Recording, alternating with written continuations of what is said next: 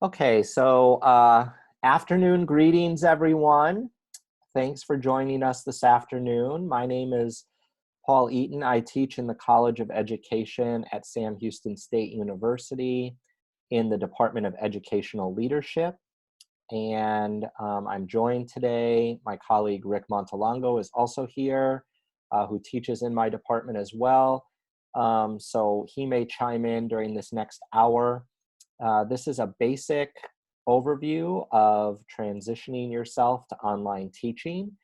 I recognize that many of you maybe have limited to no online teaching experience, although you may have some online teaching experience. So what is helpful is I've put together an outline of things that I want to cover, but I also want this to be informative and helpful for all of you. So if you have any specific questions or things that you would like us to cover in the next hour or so, you can throw that into the chat box. If you're new to Zoom, down on the bottom, there should be a menu bar. You should be able to see that there is a chat function, and I'm more than happy to answer any specific questions so that this is the most informative time for all of you. Otherwise, I'm just going to really provide a very broad overview of some information that I think is important as you start to think about moving online. So I am going to share my screen. This will help us to be able to have some conversation, and hopefully you can see everything that I'm going to share here, because I'll be pointing some things out in Blackboard and sharing some additional resources. The other thing that I would ask is that if you could throw into the chat box at some point in the next hour your email address, I will go ahead and send this outline to you, as well as links to any resources that you might want me to share. And then just stop me at any time if you feel like we are going too fast or something comes up. I will definitely do my best to make this an informative hour for all of you. As we begin, this is sort of the outline I've come up with, so I'll go over this bit by bit. But as we get started here, one of the things that I wanted to point out is that we are very fortunate to be able to have some great resources that are being curated from professors, faculty, and others across the globe, actually, who do online teaching and learning. And so I've dropped into the chat box here a link to an open source document that my colleagues have been putting together on different tools that might be helpful as you think about becoming an online instructor for the last part of this term. And so that's open source. It will change day to day as more people add information. So feel free to use that. I also would just point out that SHSU Online has put out a sort of overview guide to teaching online. And that's available. If you log into your Blackboard site, you should get a dialog box that pops up, and they've put together a quick start guide for transitioning to online teaching. So if you have not seen that yet, do know that I would say SHSU Online is very helpful. I know that their staff is going to work very hard to help people through this transition over the next week. And in addition to being able to reach out to them, I'm available, and I'm sure some of my other colleagues are available to help you with any questions that you have. So I wanted to sort of start off, since this is kind of a broad overview session, talking a little bit about what I would say some of the realities are of online teaching, so that those of you who've never taught in an online forum before can kind of think a little bit about how this is going to be different than teaching face-to-face. So first of all, it is a very different way of providing content and information to students. And you will find that some of the things that you can do in face-to-face teaching uh, are become much more complicated in online teaching environments, but they don't become impossible. We have enough technological tools now at our disposal to be able to do a lot of the things that we would do in a face-to-face setting in an online setting. And that even includes, for example, doing things like if you're doing synchronous meetings, which I'll talk about in a little bit, you can break students into small groups on virtual platforms like Zoom. You're able to use virtual whiteboards and things of this nature. So if you're one of those folks who relies a lot on being able to talk to students by putting notes up on a board, there are a lot of tech tools that allow us to do that. And then there's also things that we can do in online learning that really are quite impossible for us to do in a face-to-face setting. And we actually have some tools that allow some aspects of learning to be more powerful. So while this might be a frightening transition for folks, there's lots of ways that we can still make the online learning environment very powerful, and the teaching experience can be just as impactful as if we were meeting with students face-to-face. Now, I've been teaching online, this is my 5th year, and one of the things that I will say about online teaching, and that I just hope you will all anticipate, is that online teaching tends to be much more time intensive. It requires a bit more planning on your part, particularly if you're going to record videos and lectures. It's going to require you to check in with your students a lot more, and depending on what sort of approach you decide to take to communication patterns with students, it might feel like you're teaching all the time. There are ways around that, but it is just a general sort of experience that I've had that teaching online takes a lot more time. So I just want to prepare people for that. And I think that if you're new to online teaching, as many of you are, it's going to be even more time intensive. So the pacing in an online course is very different for a variety of reasons. But there are things that we can all do to mitigate some of that time intensivity that we might feel as online instructors. So one of the first things that we can do, and this is kind of a general tip that I would have for everybody, is to make sure that you have clear guidelines and expectations for your students and that those remain consistent. So one of the things that I do in my online classes, and that's generally considered a good practice, is to try to set consistent due dates for things rather than having things sort of bounce around. So in my classes, for example, I work on a Monday to Sunday schedule. That means that all of my students' assignments are due on Sunday evenings at the end of the day. You can make that whatever it is. So for some of you, you might already have a schedule in place with your face-to-face students that says assignments are always due at a certain time. And that might be at the start of class, or it might be at the end of a particular day of the week or something like that. My suggestion would be to keep those things pretty consistent. So if your students are already doing that in some form or fashion, then I would just go ahead and transition that into the online environment. If they're not doing that, then you might want to think this week as you're transitioning your courses over to online. You might want to think about, all right, how am I going to handle things like assignments and when they're going to be due? Or if you're going to potentially have different types of assignments that are going to be formed in the next couple of weeks, for example, discussion boards and things of this nature, then you might want to be thinking about how can I set up certain timelines that are going to work for students and that are going to work for me as a professor. You already know your students, so you have a bit of a advantage in the sense that you're setting up a course in the middle of the stream. And so you have a sense of where your students already are at. So I would say to a certain degree that works to your advantage to know what, who you're working with and things of that nature. So you want to make decisions that are in the best interest of your students. The second thing that I would say is that it's really important to assume that students do not have access to technology or that they know how to use it.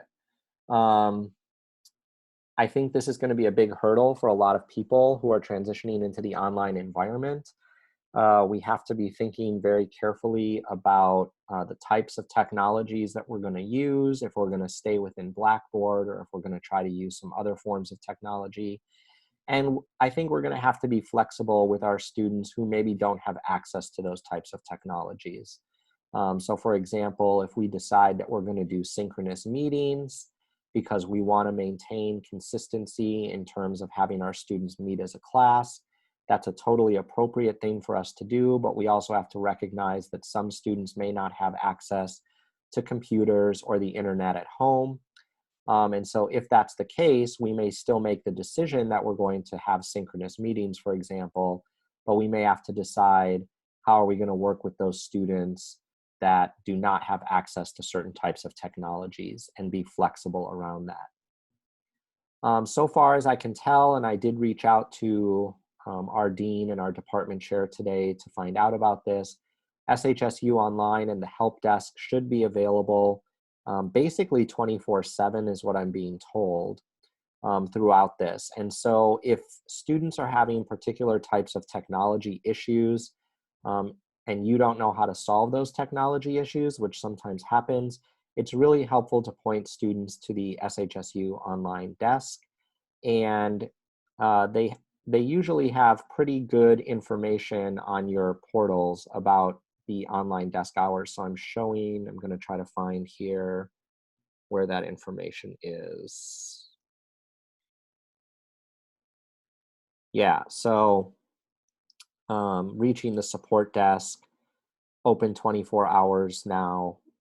Because of this, they can reach by phone or by email your students. So I would just point out that any tech issues that come up, SHSU Online is pretty good about being able to solve those types of crises that might come up. Let me just stop there and see if there are any questions before I sort of move on. Anybody have anything that they were good? Okay. So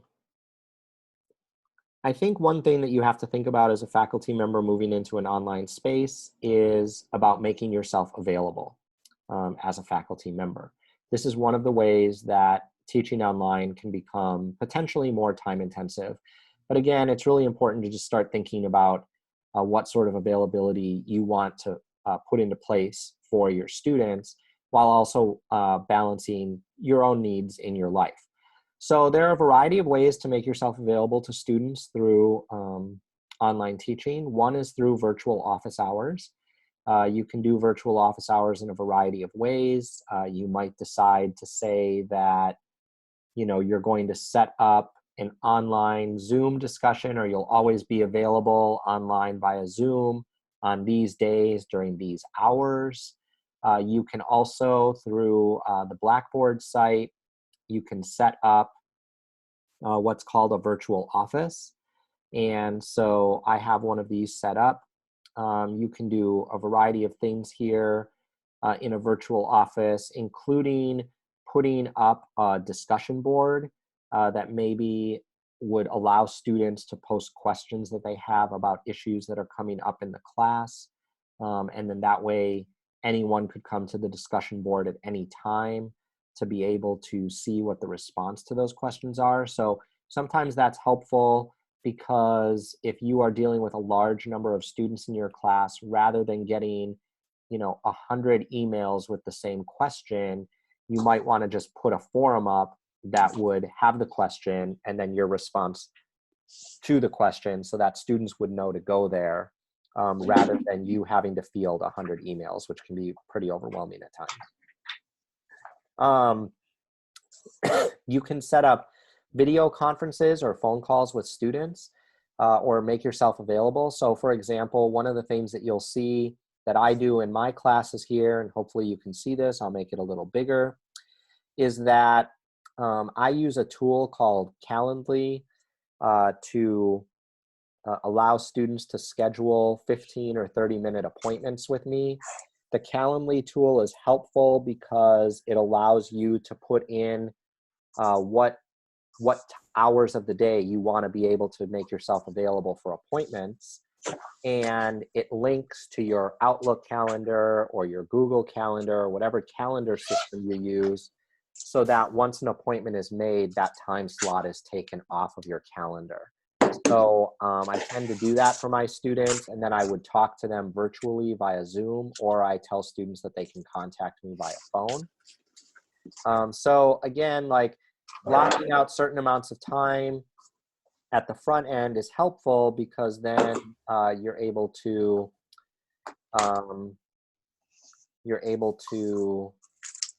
connect with students in a particular way.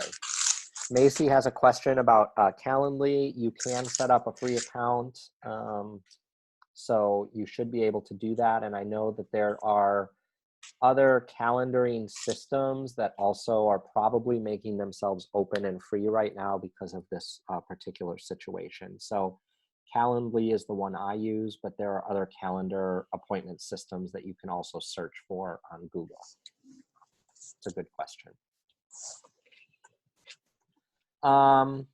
Another thing that you can think about is providing students with your cell phone or direct office line, or whatever the case is.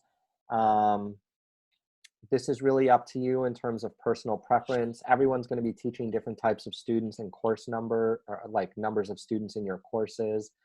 I generally tend to give students my cell phone just because if they have a real emergency, I tell them to only use it in that particular case. And it might open up communication patterns for students in ways that will make them feel supported. So that's really up to you. So I think just like thinking through how you're going to make yourself available is really important as you start to go online.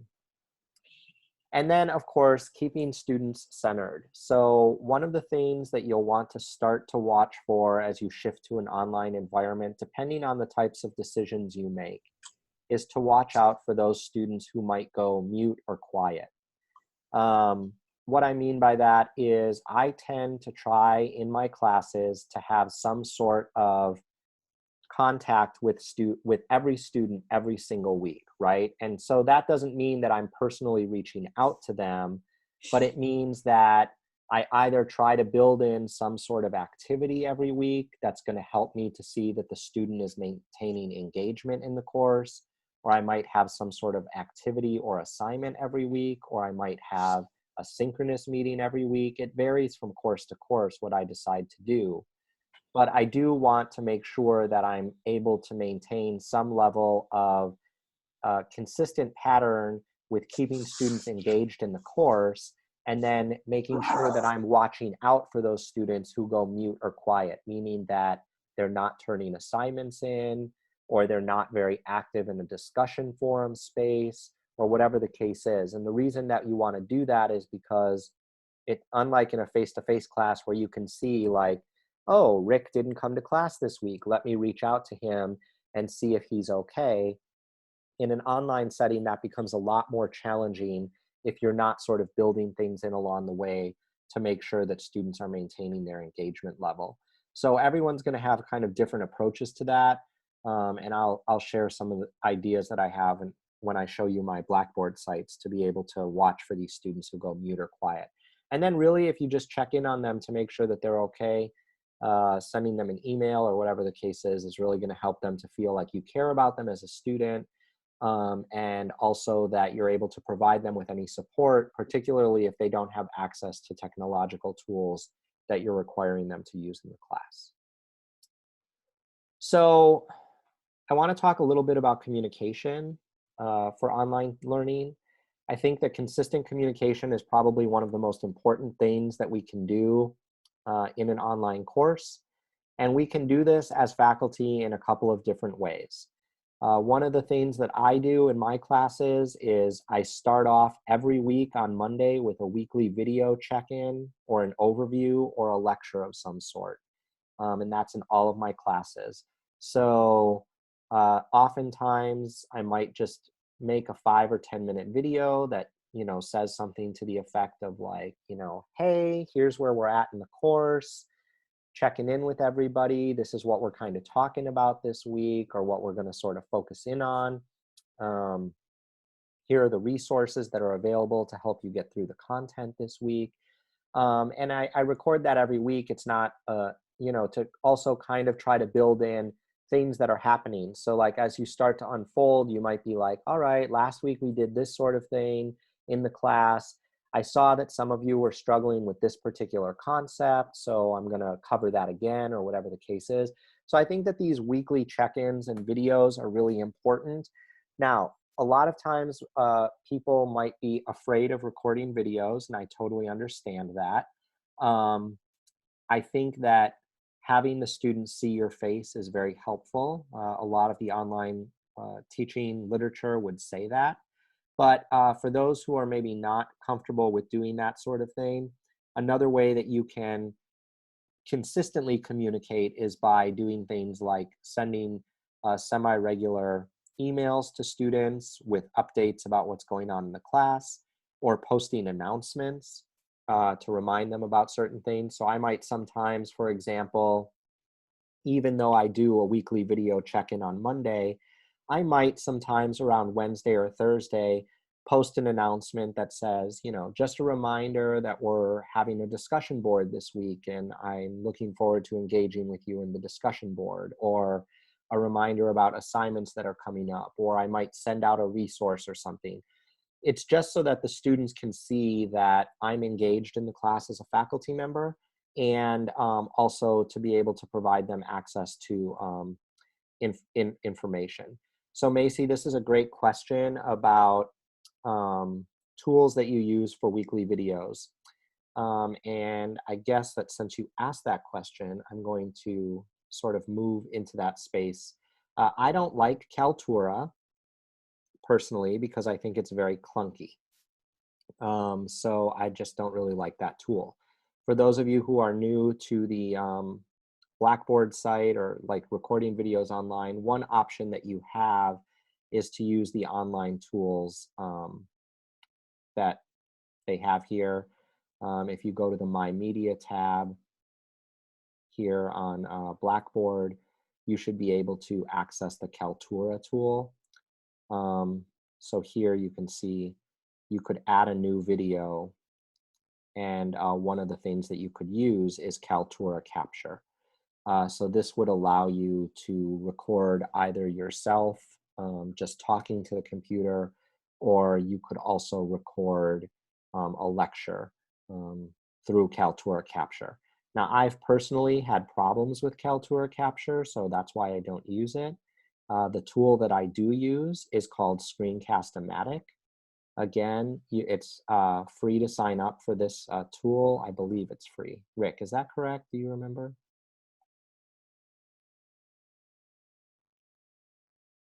I'm checking it right now, but in regular times, it's free for recordings that are less than 10 minutes, I believe, or 15 minutes. But let me check on that, and I'll put it in the chat. Okay, perfect. Yeah, I like Screencast-O-Matic, and the reason that I like Screencast-O-Matic is because it allows you to capture, again, either yourself, you can just do a screen capture, or you can do a recording that has your face in the corner and also captures the screen. So there's multiple different recording options in terms of what you can do. I also like it because it's got a built-in, you can build in the captions. So if you're thinking about ADA accessibility, for example, and you want to get a transcript, there's a tool on Screencast-O-Matic that allows you to be able to caption your videos, and it also allows you to download a transcript. So that's helpful if you're trying to keep things ADA accessible. If it's not free, I think that I might only pay like a yearly charge, but Rick is going to find out for us how much it costs to actually do that. If it's yeah, there you go. I put a link. There are other services. I'm doing some research here that are making their products free because of everyone going online. Screencast-O-Matic, not yet, but as you see the plans, I think I only paid $30 for a 2-year subscription, which is pretty cheap. Yeah, and I think this is one of those things where, I mean, I don't know how SHSU is going to handle all of this kind of stuff long term, but it might be worth asking your department if you decide that you're going to use screencast to see if they'll cover the cost of this. Because, you know, obviously you're doing this for the purposes of your work at SHSU. So voiceover on a PowerPoint. I've never done voiceover on a PowerPoint, so I'm not as familiar with how to do that.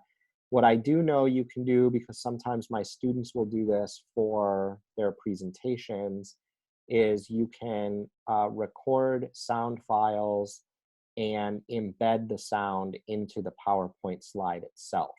So and then when you post the PowerPoint online and students download it, it should be able to capture the whatever it is you want to say on a particular slide.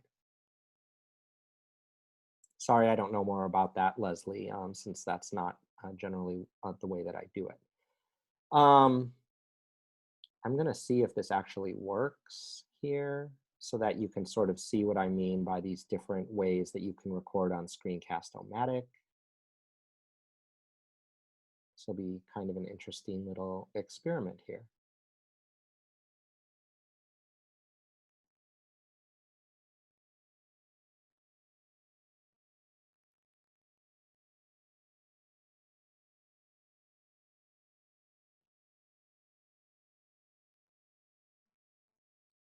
Yeah, I agree with that about the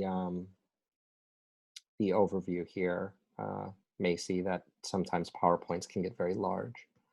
So I'm not sure if you can see this or not on the screen, but what you can see here is that if you're recording a video, you have like different options. So for example, if I was going to just record myself, I would just use my webcam and it would just capture me in this little screen here that you can see. If I was just going to capture the screen and I wasn't going to have students see my face, I would just use the screen capture and it would record whatever's in this kind of like box that comes up online here. And then if I'm doing both, uh, it records both what's in here, and then it will also bring up a little box, as you can see right here. It's kind of faded out. And one thing you can do on screencast is you can sort of move this box around. So like if you want to be able to have yourself in the top right corner, you can do that. You can move yourself to the bottom, whatever the case is. So I think that that's kind of a helpful aspect of Screencast-O-Matic. When you record on Screencast-O-Matic, after you're done with the recording, it's going to ask you to save the file someplace. And so it will save it as an MP4 file. You can save that to a space like Dropbox or some other, you can save it to your desktop, whatever the case is. And then you're able to upload it through Blackboard in the same way that you would if you were going in to record a video. So if you went to My Media here, you can actually do a media upload like this, and Blackboard will just have you choose the file. So once the video is recorded and it's saved on your desktop, your hard drive, maybe in your Dropbox, whatever the case is, you can then select that file here and upload it, and then you'll be able to embed that into your actual unit or whatever the case, into the module, into the weekly overview, whatever it is that you decide that you're going to be doing with those types of videos. And then the other thing is that once you upload your video onto Blackboard, the media space keeps all of those videos.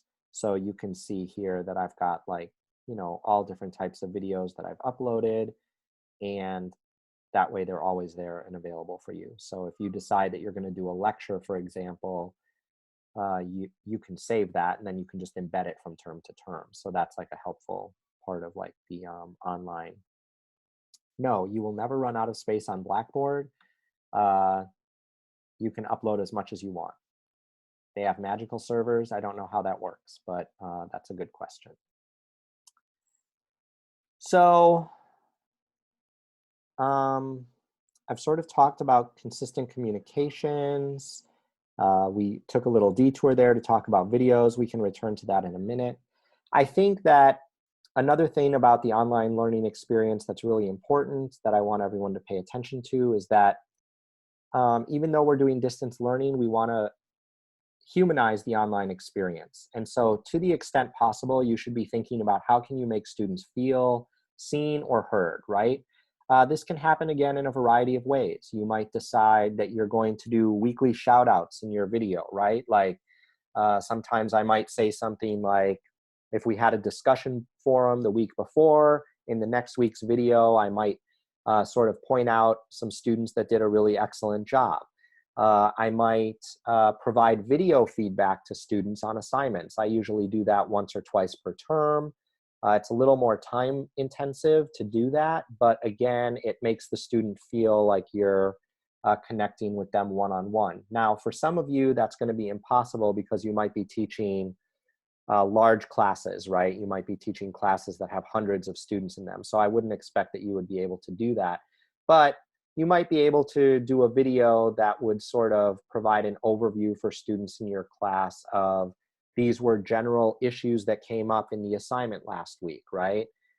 Some of you sent in some really good questions about this particular topic. Some of you had really good insights on this particular discussion forum, whatever the case is. I think, right now, as much as possible, we're kind of like hearing this language of social distancing, right? We've got to like be socially distanced from each other physically. But I think that we can still use online learning to create relationships and to break down some of that social distancing through video technologies, through consistent check-ins. And I just want us all to be thinking about how we can do that, because as people become socially isolated, we know from sociological research the types of negative things that can happen in those types of environments.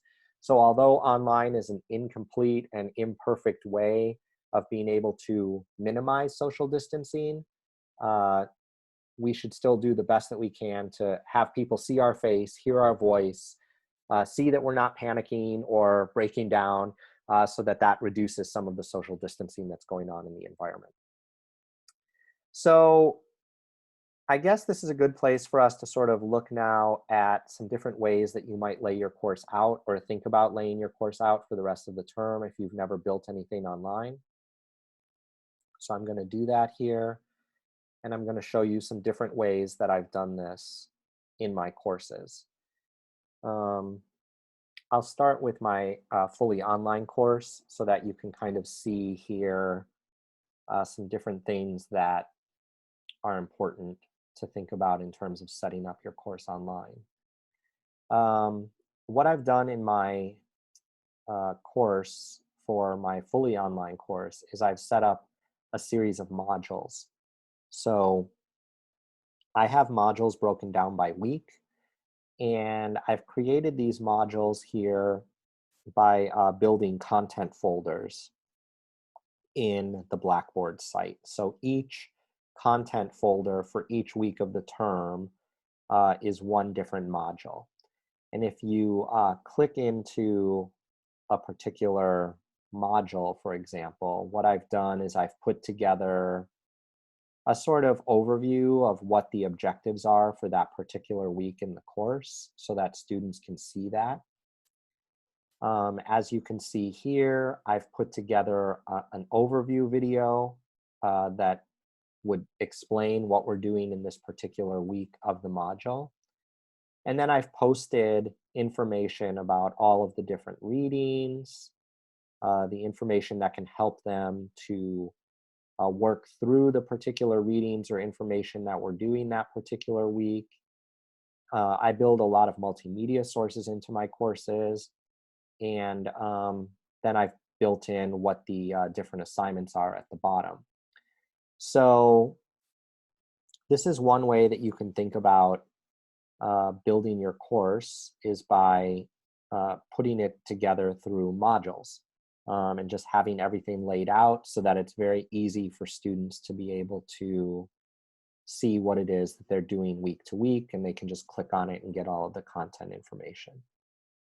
Now, I also have courses that, like this course this semester, which was originally face-to-face and is now moving online. So this will adjust a little bit. But basically what I've done in this course is all I've put up on here is information about the additional course readings. I've put information up about reading guides for my classes.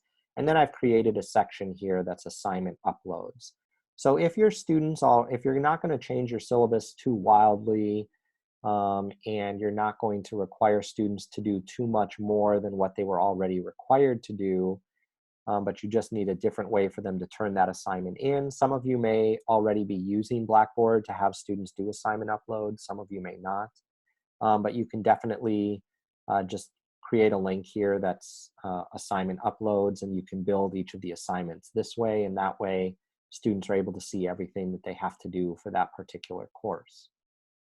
Similarly, in my undergraduate course, that's what I did this term, was that I just put together additional course readings, resources, and then assignment uploads. So those are different ways that you can kind of lay your class out. There's obviously other ways that you can do that, but I think that it's helpful to start thinking about that. Are there any questions about just general course layout before I go in and talk specifically about some of the tools that we have in Blackboard to help engage students?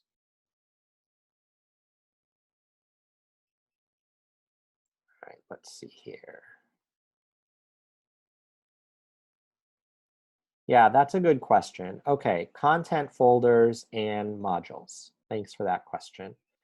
So there is a way, I call them modules. That's not necessarily the best word to use. So let me go back to my online course. I just call each of my weekly units a module. There is a way that you can actually build a module page, which is basically a way that Blackboard has for you to be able to build things that would sort of flow in succession. So some of you might be teaching classes where you want to be able to like walk students through, like maybe they're going to watch a 10-minute lecture, and then they're going to do some type of like learning activity, like an online quiz or something, to sort of test whether they learned what they did in that in the video or in the lecture or whatever the case is. And then it might move forward to the next part of the lecture. You can certainly do that in Blackboard by building, under build content, you can build a module page. That's a little more time intensive to do in terms of putting it together, but it's an effective learning strategy. And yeah, I definitely think like it's helpful. And I know Rick has done this in some of his classes more so than I have.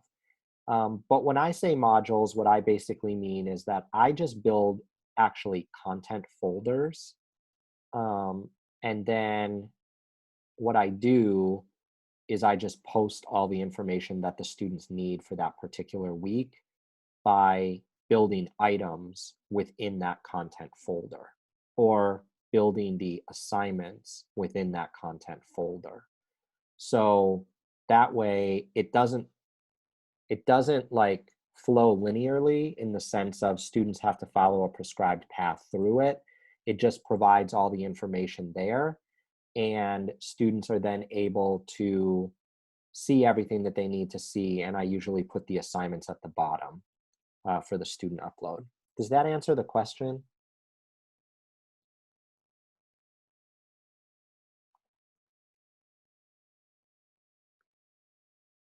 Awesome, thanks, Macy. George says, student view can be much different than instructor. Yes, this is a good point. One of the things that you can do in Blackboard to see how it looks from a student's perspective. So as you build it, you're going to see it this way. Your edit mode is on up here, but there's this little button right here that allows you to click on this, and this it's called entering the student preview mode. And so if you click on the student preview mode, you'll be able to go in and see how the course would actually look for somebody who's coming in without editing capabilities. So that's a really important point there. So thank you so much for that question. Rick, did you have anything to say about building modules? No, and I'll share my Blackboard for my current semester course. Um, it just depends. I'm finding out that for my current course, my students want everything, Yes. with less clicks, is what I'm hearing. So my advice is to, if you can, maybe gauge what your students want that Hmm. space to look like. If they want that structure, then yes, the modules or the folders will help, because I usually do my master's class that way. But for my doctoral students, I'm finding the opposite. They just want everything, just put it out there. But I'll show you how I do that. I just don't randomly put stuff, but it is interesting. So I would say just talk to your students. Hmm. Absolutely. Um, okay, we've talked a little bit about recording videos. I do think it's important when you're recording videos to think about ADA accessibility. And what I mean by that is you may want to go to the extent of being able to provide captioning and transcripts of your videos. But depending on how many videos you're going to do and how long those videos are going to be, that can take an incredibly long period of time, even with the tools that are available through things like Screencast-O-Matic and stuff. So at the very minimum, you want to be thinking about things regarding ADA accessibility related to for example, if you're using PowerPoint, what background colors are you using so that anyone who's colorblind doesn't not have access to it. So the best way to do that is, for example, to not use lots of fancy colored backgrounds or lots of fancy colored text. It's best to use a white background with black text. That may sometimes make the PowerPoints or Prezis that you're doing a little more they may look a little more boring, but in terms of accessibility, that's a really important thing.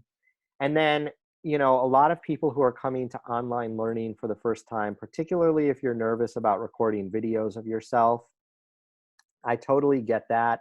Some of us don't like the way we sound on video. We maybe don't like the way we look, whatever the case is. But here's the thing, students, and at least this has been my experience, I think it shows in the research as well, students really love it when we're authentic. So if you're recording a video and you screw up, you say something wrong, or your dog barks in the background, or whatever the case is, right? Just be your authentic self, just like if you were in class and you screwed up, just record it. Don't spend a lot of time. You just don't have the time to do this. Don't spend a lot of time going in and trying to make this perfect video that's got no problems and no ums or likes or whatever the case is. It's just not going to happen. So I'm giving you permission, and it's always been my experience that students much prefer that you're authentic in an online space. And so I would just sort of reiterate that. I'm going to talk just a little bit about some ways that we can keep students engaged in our learning and some tips and tricks that I've learned over the years about some of these different ways that we can keep students engaged. So one of the most ubiquitous ways that we do this in online learning is through discussion boards. And many of you are probably thinking about having discussion boards. So let me give you some tips and tricks on discussion forums in the online space and how they work best. One of the tips is that as you build a discussion board online, you will want to think about when do you want students to post and to how many people do you want them to respond. There's been this kind of like general practice of students posting something by a certain day in the week and then responding to 2 or 3 of their peers by some time at the end of the week, is how a lot of people do it. You don't necessarily have to do things that way.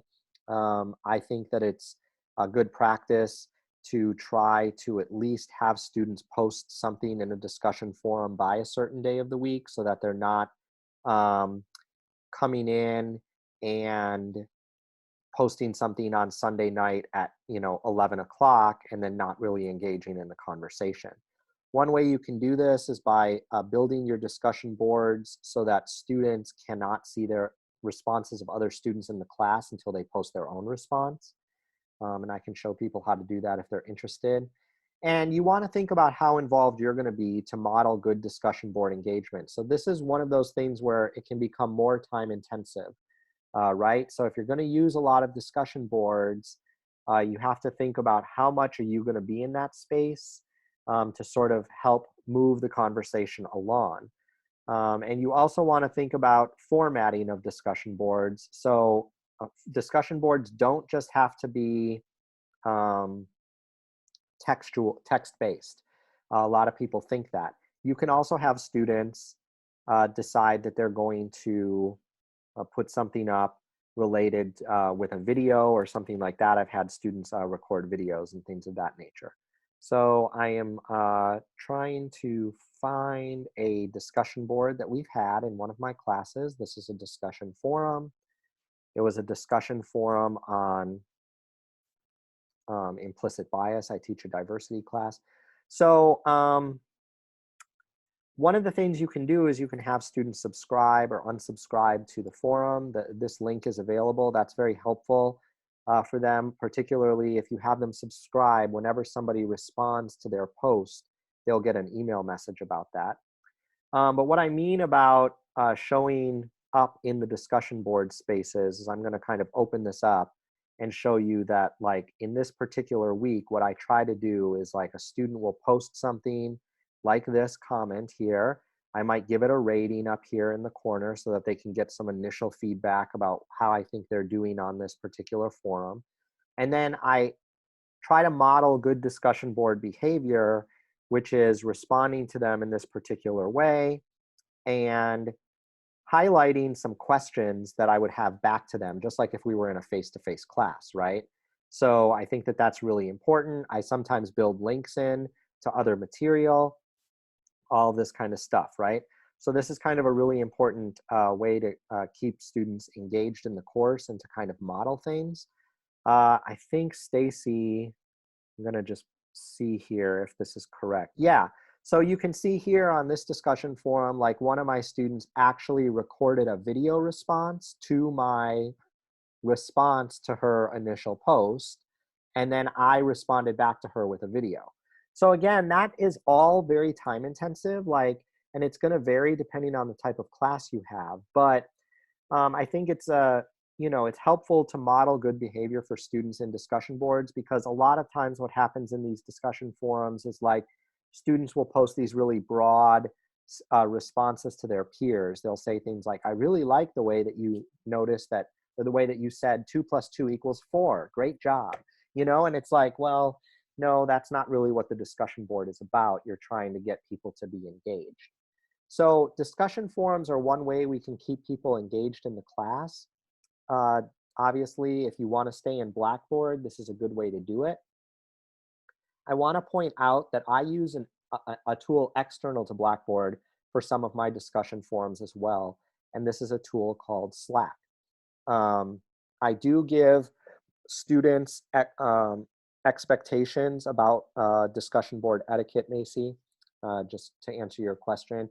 I put it in the syllabus, so I just say, like, on weeks we have discussion boards, you're asked to post your original response to a set of questions or prompts on the discussion board no later than Thursday, and then to respond to 2 of your peers by Sunday evening at end of day.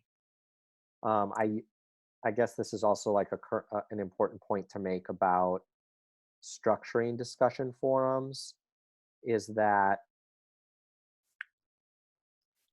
you can put prompts up for students to respond to, right? So you see here, like, on this implicit bias forum, what I said in the instructions is that, here are some questions to think about to respond to on this forum.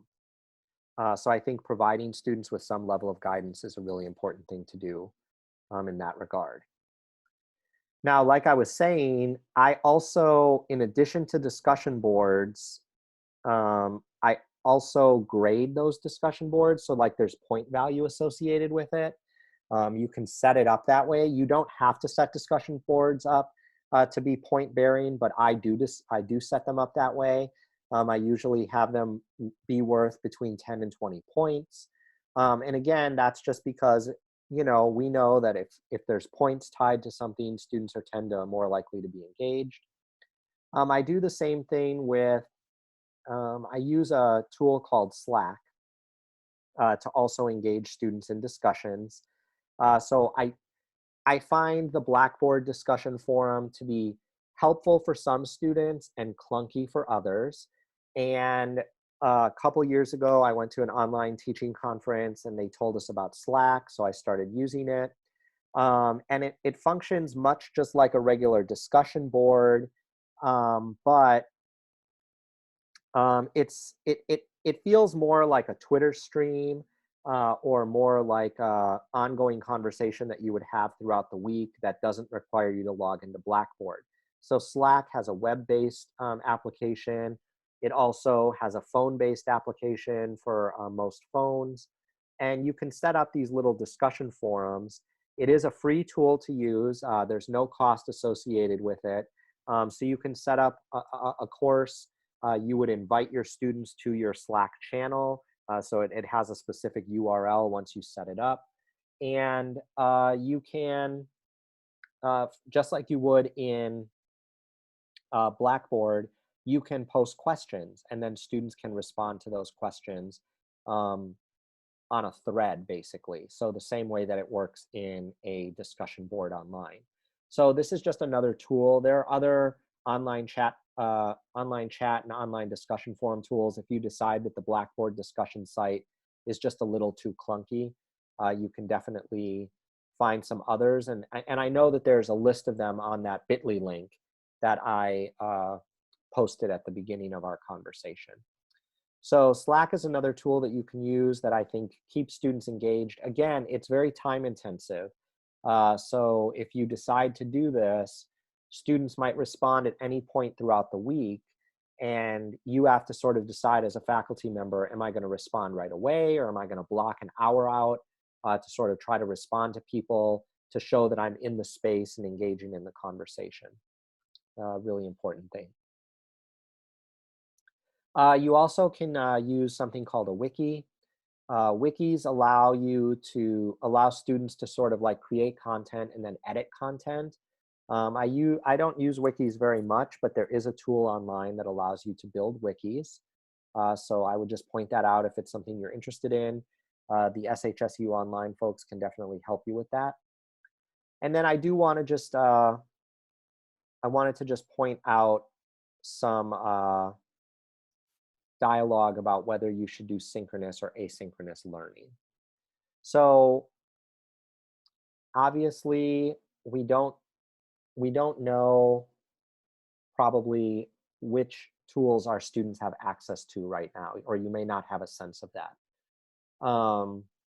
Synchronous versus asynchronous. If you decide to go totally asynchronous, meaning you're never going to meet with your students face-to-face in a virtual environment, then you're going to have to really think about how are you going to get students to be engaged in the learning. You might have to create a whole lot of extra assignments, things of that nature, if you're really interested in doing that.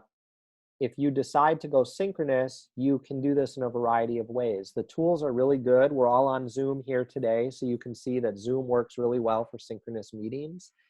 And it's going to depend on what you decide you want to do for your students in terms of going synchronous. What I've decided to do, just so that people know what my decision has been for my face-to-face classes, is that I'm going to keep our class time scheduled the same as it was always scheduled and just have students log into a Zoom room, and we're going to continue the semester as normal, except everything's pushed back a week. The reason that I'm doing that is because in my face-to-face classes, I just feel like it's really, really important that we're able to meet every week. I'm also making that decision for the purposes of being able to eliminate some of the social distancing that's going to happen. So it'll sort of keep people from not being so frenetic. And so I'll just be teaching class through Zoom rather than teaching class in a face-to-face environment. Now, that means that some of the things that I might have been doing in my classes, I might not be able to do in exactly the same way, but a lot of the things I will be able to do. So, for example, Zoom has a tool that allows you to break people out into small groups, so breakout rooms. So let's say you have a class and you were going to do like discussion groups, you would put students into small groups, for example, then you can do that on Zoom. There's no problem. You can break students into their little groups, give them their discussion prompts.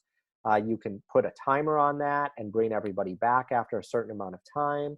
If you decide you're just going to do live lecturing, totally fine as well. Rather than recording a lecture, you can do that. So these are all ways that you can do it. If you do decide to host synchronous sessions, I always suggest recording the session and posting the recording up afterward. And this is especially important for those students who might not be able to make it to a synchronous meeting if you decide to go that route, because maybe they have childcare responsibilities all of a sudden, or they're taking care of somebody who's sick, or whatever the case is. And what I usually do in those types of situations is that I usually will have students go back and watch the recording of the video and then have them send me something that, like maybe a one-page paper, or I might have them do some kind of assignment based on something that happened in the actual online synchronous meeting. So I think that that's really important to think about what you're going to do in that regard, and to give yourself permission to go synchronous if you want, or to go completely asynchronous, or to do a hybrid. So maybe you're going to do synchronous every other week for the last 6 weeks of the term, or whatever the case is. So those are all things to think about. I guess our hour with me is almost up. So I'm going to stop sharing my screen and just see if, I don't know if any of this is helpful or not, and see if there's any sort of general broad questions that I can answer at this particular moment. Okay, George, thanks so much. Glad it's helpful.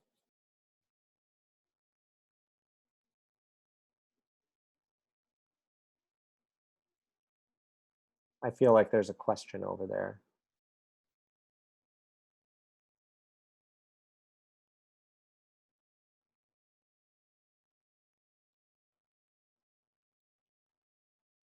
Okay, so if you did not put your email address into the chat box, it would be awesome for you to do that. And I will send that outline to everybody. I'm also putting my email address in the chat box here. You can, and I mean this sincerely, y'all, okay? Like, you can reach out to me at any time this week, and I will do my best to get back to you. If you're having trouble setting things up online, if you're not sure how to do it, if you have questions about how to use a particular tool, I'm more than happy to hop on a Zoom call with you and try to walk you through it to the extent possible. This is like a really unprecedented situation for all of us, and we're just going to try to be as helpful as we possibly can to get people through this particular rapid fire change into online learning. So I would just end by saying, like, give yourself permission to, test things out, maybe drop things, maybe try something different, whatever the case is. Don't be totally overwhelmed. It can feel overwhelming, but I think that the general attitude our university is taking here is helpful in terms of saying, we're going to support everyone through this. So that's going to wrap up my session. Now I'm going to turn it over to Rick. If you want to stay, Rick is going to talk to us for the next hour or so about thinking about diversity, equity, and access issues as we transition to online learning. So feel free to stay. We might have some other people who hop on here. I'm going to keep recording this so that if you can't stay, but you want to hear this conversation, I will also send out a link today to the YouTube. I'll upload this onto YouTube so that you have it as a reference. And with that, I'm going to turn it over to Rick to lead us for the next hour. Yeah, if you're staying on board, I'm okay if y'all want to take like a quick bathroom break or anything like that. I'll jump in probably in about 2:05. So feel free to take a little break, and then I'll start talking about something I hope many of you pay attention to as we transition into the online space. So, like class 12:05 or 2:05, please join back, and I'll see you in a bit. I'll stay on board in case anybody wants to chat with me. Yep, me too.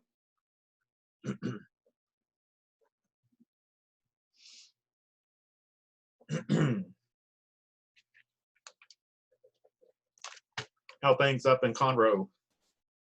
Oh, they're fine. We're living our best life up here, and I got one of my courses, one of my face-to-face courses. I updated the syllabus and got that information out to everybody and all of that, and I gotta just finish my undergraduate course, and we should be good. I mean, Yeah, I sent my revised calendar to my class as you were speaking. So, okay, good. Yeah. so we'll see. Well, what did you decide to do? Did you I moved everything. just move everything back a week or what? Yeah, what's the language back a week? A good thing for my class is I have everything in 2-week windows. Right. And so for this unit, the first week of the unit was our spring break. And so basically, whatever was scheduled for this current unit is now going to be pushed to start on the 23rd. And I just moved all my assignment deadlines. And so I know you and I are sharing a similar assignment. I'm going to have the annotative literature paper Yep. due on April the 9th. Because originally it was going to be due this coming Sunday. Well, you pushed it back way far then, because I still am having my students turn their annotations in this Sunday. But Yeah, but I'm then just I moved everything else back. So, and fortunately, like I had a week built into my classes the week we were supposed to go to AERA where I had nothing. Yeah, same here.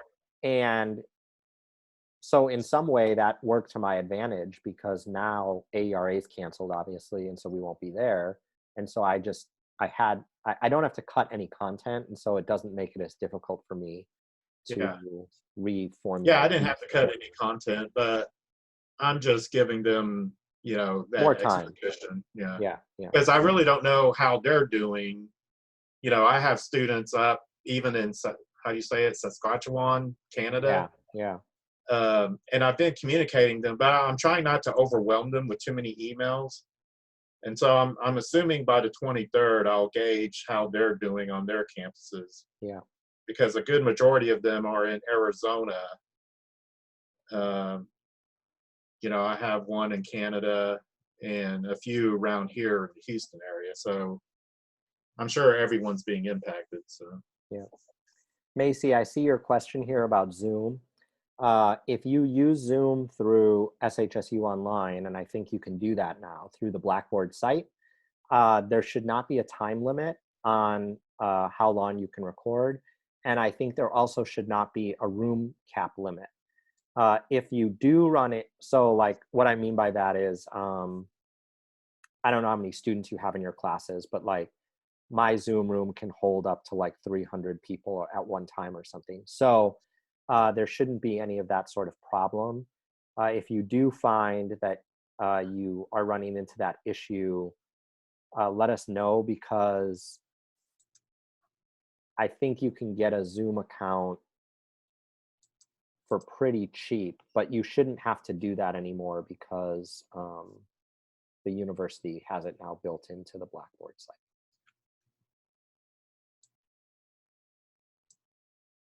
Why can't I see your screen, Rick? Huh? I can't see your screen. It's my computer's like, hold on just a second. For some reason, I closed my slideshow. Let me stop share real quick.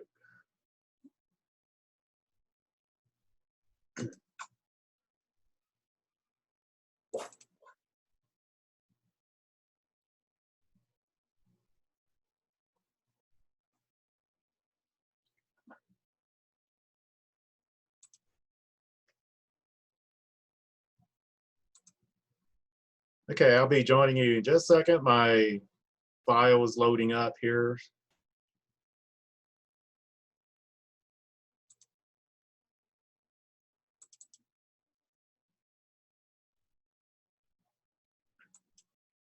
As it's loading up, let me introduce myself real quick.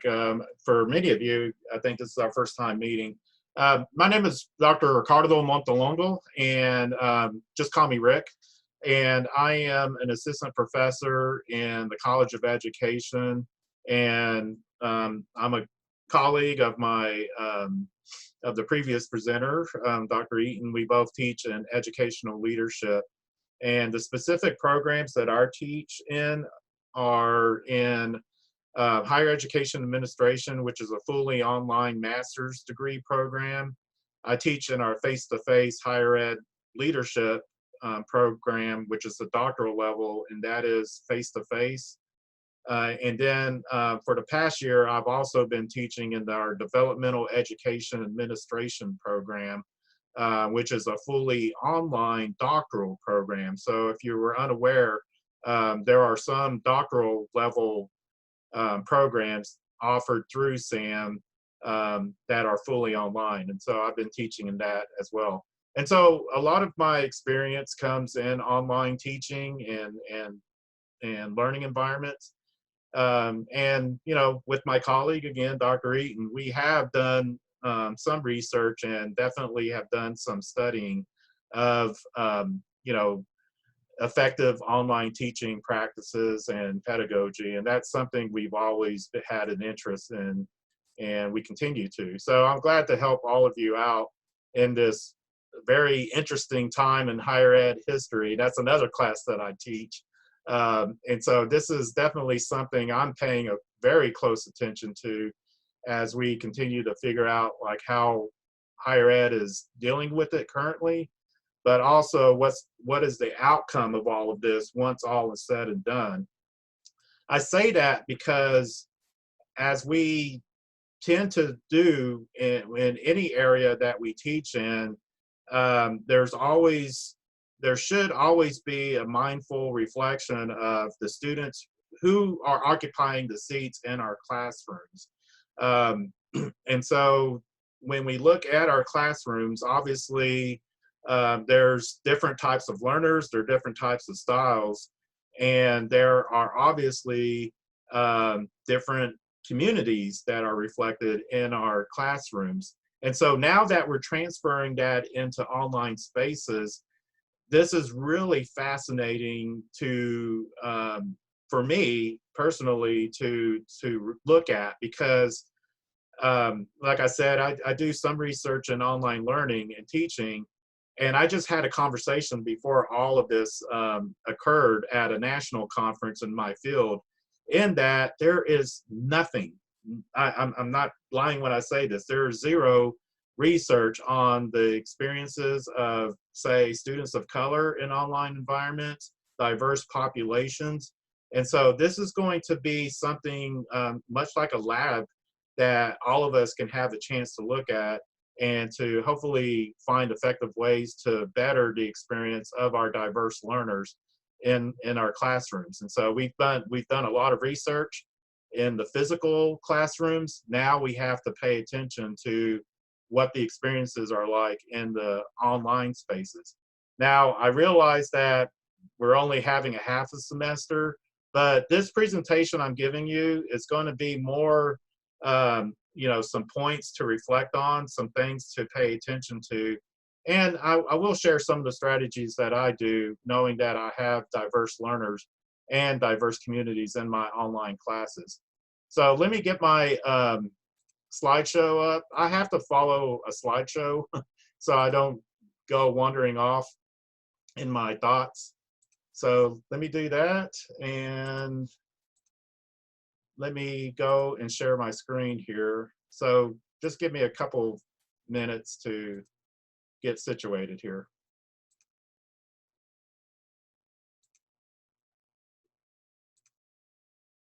Okay, so you can see my screen, correct? Okay, thumbs up. Okay, so even the start of this presentation gives a little bit of what I'm going to discuss to you with online spaces. And so if you notice here in my introduction of myself, I put my gender pronouns. Again, we want to make sure that our spaces are inclusive, and that includes the online spaces. I am from a Latinx background, and so even my gender pronouns is bilingual. I use the masculine L as part of my gender pronouns. You may not think that that's much, but you'll be surprised. The research does show even when you include uh, your gender pronouns in your instruction, you're already opening the door to create an inclusive environment in the classroom and in learning for students that may want that and welcome that in their experiences. And so again, you know, when you first reintroduce yourself in your online spaces, that may be something to think about as you start your online courses. A little bit of background about me. Prior to joining Sam Houston as a tenure track faculty, that's another thing. I'm amongst all of this, I'm waiting on my tenure decision. I don't know what the status is of that. I'm going to email my chair after this presentation to get an update on that. But I started SAM in January 2014. Prior to that, I worked full-time as a higher ed administrator, mainly in the areas of student success, retention, and academic advising. In my administrative experience, I worked as the Director of Academic Enhancement at Texas A&M University Galveston campus. In 2008, that campus experienced Hurricane Ike. If you don't know the history of what occurred during that time, Texas A&M Galveston, their response to the infrastructure catastrophe in Galveston at that time was to pretty much pick up the whole campus, faculty, staff, and students, and all the services, and relocate to the main campus at College Station, about 100 miles northeast or northwest of Galveston. It was unprecedented at that time, and so I have some experience on, at least in this case, a natural disaster response where a university, an institution, took very extreme measures to continue the semester and to really continue the success of students. One of the things that I to this day, I still remember, and anytime we have a hurricane or anything like that, the CEO slash president of A&M Galveston at that time, we had a big town hall meeting when we were finally at College Station. And I remember this quote that he said that is, I always think is a really good quote to think about when you go into responses much like what we're experiencing now. He told everyone, he told everyone that was in the room and said, don't let perfection get in the way of success. And so when I see that quote, I think about how, you know, we are always thinking about, oh, I need to be 100% this. You know, if I make a video, I don't, you know, it needs to not have flubs or errors. I need to re-record. Don't let that get in the way of success, because students just want to get a little bit of sense of normalcy. They want to have their schedules back on track, and especially for seniors or those that are about to graduate, they just want to know that, am I going to get this done despite this crisis? So that's what I want you to think about as you go into the semester. My little piece of initial advice. you're going to find success, but don't let perfection get in the way of that. And that, I owe that quote to Dr. R. Bowen Lofton. And so what I want to talk about today when I'm thinking about diversity in online learning spaces, I just want to focus on two areas, and that's access and equity, like my colleague Dr. Eaton mentioned in his presentation, especially for students who decide that they will complete their semester at locations other than campus. It's my understanding that the residence halls are still open at the Huntsville campus, and so we're still going to see students at that location, but we don't really know how many students are deciding, well, I'm going to go back home or to whatever residence off campus to complete my semester. So thinking about those students, I really want to focus on the access and equity that could possibly occur if a student decides to do their semester in that location. And then I'm going to share a little bit of strategies and some ideas on what is called culturally responsive online teaching. And so, how can you create relationships in the online space? What are some communication ideas that maybe I should be mindful of, again, to further connect my diverse learners? And so I'll cover that. And at any time, if you have any questions, please use the chat feature.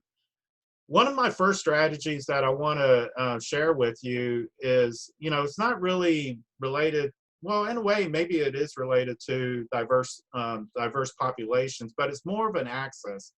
And that is something that I do in all my online classes, especially at the beginning of the semesters or summer sessions, is I do what I call a technology survey. Now, you see my email on this screen. You can email me that, or I have the emails from the previous session, but I'll share this survey with you. And so I do this survey as an online educator to gain knowledge and awareness of the online learning habits of my students, and that includes doctoral students, all graduate students. How much they use the technology that is out there. Again, we can't assume that everyone is, always on their smartphones. There are some who don't use them. And then perceptions of virtual learning spaces, especially the LMS or the learning management system that we have, which is Blackboard. And so let me go and share my screen here real quick. I'm not as quick as my colleague here, but I'm going to bring up my document here. So let me get all these windows up. Okay, so you can see this, right? Okay, so again, I'll share this with you, and I wanted to just give you an idea of what I do to gauge what my students are bringing into the online space. And again, this is related to sort of the access issues. And so when I do this student technology survey, I ask them things like, one, where do you expect to do most of your online learning, Blackboard work and assignments? And so, you can get information from your students to see, I'm going to do most of my work at home. I'm going to be in the residence hall. Prior to COVID-19, maybe there's still coffee shops out there, but you want to get an idea of where students are going to be logging into Blackboard, because again, you want to get some idea of where students are interacting in your content in Blackboard. You want to, this survey also asks, what technology will be used primarily to access Blackboard. And so again, you want to get an idea of where they're accessing our LMS. Is it a PC, laptop, tablet? For some folks, they do a lot of stuff on their smartphone. Again, you want to get an idea of how your students are interacting with the LMS. We can't make assumptions. And so I even asked my students, do you own a smartphone? Believe it or not, a couple of years ago when I asked this question, one of my students still had a Motorola Razor. If you remember those clamshell phones with, just the buttons, no screen. She was still using a non-smartphone. Now, I know that's not the case for most of us, but again, you want to gauge what kind of technology students are in their possession. And then you can see other things that helps me understand my online learners. One of the things that I find that is very helpful as I start an online course that maybe you might want to consider is I ask my students, if this isn't your first course, or maybe if it is, what do you think are the strengths of online learning and Blackboard? Um, this could be really helpful information to gauge perceptions of the online space. And so, you want to kind of go into the semester not always thinking that online is going to be bad, this or that. Much like this question, what are the strengths? How can I work with those strengths? And as I continue to transition into the space. And then this last question here is, this is specific for the class I was teaching where I used the survey, but you could just fill in the blank for the class. But in addition to lectures and discussions, what other learning tools can be helpful in your learning for this course? And so again, you may get some idea from your students that, I use Twitter. Maybe if some students say, well, I read the news on Twitter often, maybe that you can use that as a helpful source for your class. Some students may use Slack already. Maybe that may get you to maybe look into Slack as an instructional aid. And so I'll be more than happy to share this technology survey with you. Again, it just helps me get an understanding of where my students are coming from, and also if there's any needs or services as a professor I need to help my students with in regards to access. Are there any questions with the survey or anything? Okay. Now let me go back to sharing my screen here. So give me another quick second.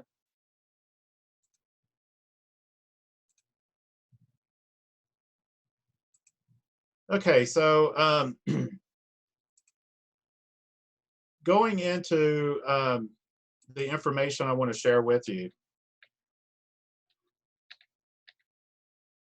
When you're going into this second half of the semester, something I just want to inform you on and be mindful of is what's called the digital divide. And so be mindful of challenges that our students will be facing now that all their classes are fully online. There are still in this state and in the nation what are called internet deserts. And so there are still some places where availability of service providers like Verizon, Sprint, and others are very hard to come by. And so again, be mindful that there still could be students that we want to teach that may be a challenge, and maybe they're not telling us that. There's infrastructure challenges, especially where the locations where the internet is not readily available.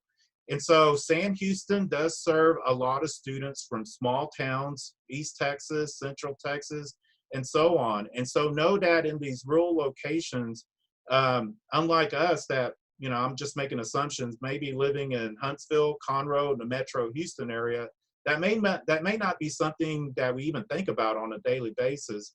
But for some students, as they move back to their home locations, the internet may be spotty. It may not be as powerful as it is in the Huntsville area, and especially on campus. There's mobile network technology. And so if you're unfamiliar with the technology that's involved with online learning, some students may not have 4G, which is short for fourth generation. Some areas may have even less.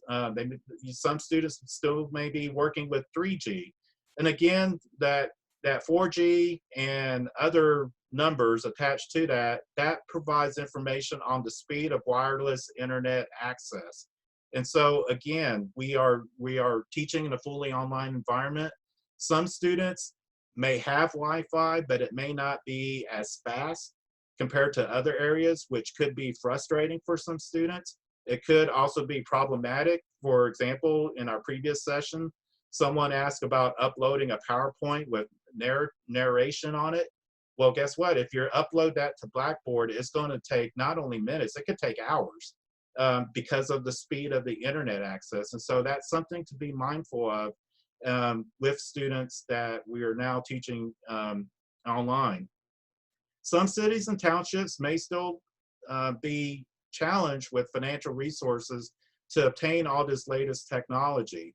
And so I'm not saying, I'm not giving you this information to, try for us to try to solve these societal issues, but it's more just to get you aware of when we are talking about diversity in online spaces. But most importantly, we have to understand that these challenges are no fault of our students. Okay, so if students are, telling you, I tried to upload the assignment, but it took me 2 hours and it was past the due date deadline. Again, it may be related to the digital divide and the access issues and not, the student waiting to the last minute. And so just be mindful of where your students are at, especially if they're off campus. And again, my strategy to work with that is to get that little survey out so I know what my students are coming to me with. First generation college students, especially for first and second year students who have limited exposure to online courses. Some quick pieces of advice and things to be mindful of. All of you, I'm assuming, are familiar with the challenges that first generation college students bring to our campus. Every commencement, the president, Hoyt, always makes mention of the first gen population. And for the 6 years I've been here, it's always been above 50% or more. And so we serve a large population of first generation students. And so if we're looking at the first and second year students, they're still navigating physical college environments, where to find offices, where to find services, who to ask. Now we're asking them to navigate a virtual college environment. And so on top of finding support services, they also have to figure out navigating where do I go to find the syllabus on Blackboard? Where do I go to find the assignment, submission link? Okay, so there's further transitioning that our first generation college students and pretty much any student is going to be facing. And so there are some similar challenges that we can still work with, but there are some unique to the virtual spaces. And so my advice, if you are going to include campus resources like links on where to find help, make sure those links to those campus resources are placed at the top of your course navigation menu. Don't hide them at the bottom because, if you're going to make modules or links, weekly links to your course content, well, pretty soon that information is going to be hidden as they scroll down the course navigation menu. So try to put it up on the top. Make sure you have faculty presence. Reintroduce yourself. You already have almost half a semester with your students. Now's a good time to reintroduce yourself within the online space. And so if you can, send an email or add a link to your course that says meet your prof, again. My colleague mentioned having a virtual office, and as online instructors, that's something that Sam Houston State University Online Services has always told their online instructors to be sure your course has a virtual office. And so the virtual office is pretty much another Blackboard discussion board. And so students can ask questions about assignment dates. You just have something that students can go to ask questions. And again, for first gen students, try to have that at the top so it's highly visible. When I teach online, I make it a point that I'm always available through I use Zoom a lot, my personal meeting room in Zoom. I have virtual office hours where I tend to send an email saying, hey, I'm working on my computer. I'm available between 1 and 3 o'clock this afternoon. No appointment needed. And I get a ping in my inbox saying a Zoom attendee is waiting. And I just go into Zoom and see who it is. And then you always have email. When I communicate to my students regarding class, I try to be consistent and use the email from Blackboard. And so they always can see that it is course related and it has the course info in the email information. Um, and so I try to differentiate between Blackboard emails, because that's typically course content related, and just emails checking in on students. Okay, so you know, I found that that's helpful, that students, if it has that course number on it, chances are they're going to read it, compared to, hey class, you know, if I just send a regular email from my account and not through Blackboard. Um, you know, for first gen students and for all students, but especially for first gen students, just make sure you know you are still human too. And let students know that mistakes and flubs will be made on both sides. Students are going to learn how to use Blackboard if they haven't, or if they haven't had an online course. And you also are learning if you haven't used Blackboard a lot.